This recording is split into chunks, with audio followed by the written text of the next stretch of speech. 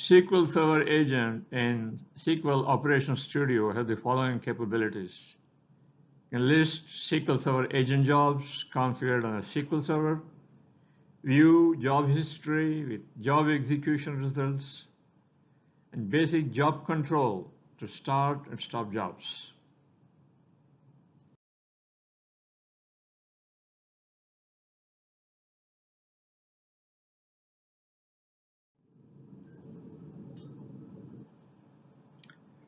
SQL Server Agent is an extension that you should install in SQL Operations Studio. You need SQL Operations Studio 0.31.4 released in July 2018.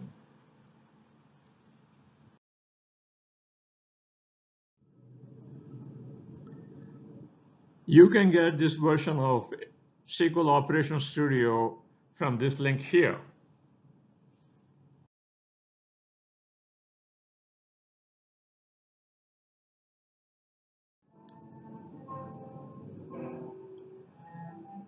You need to install the extension before you can use it.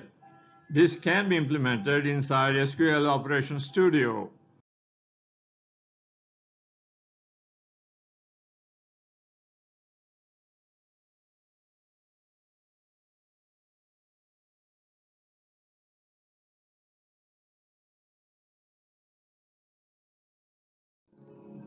Soon after clicking Install, the SQL Server Agent extension gets installed.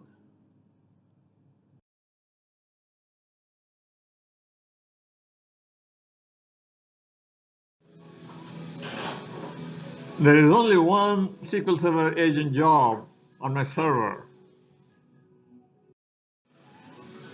Let us now look at the SQL Server Agent extension in SQL Operations Studio. Assume your SQL Server is running. Launch SQL Ops.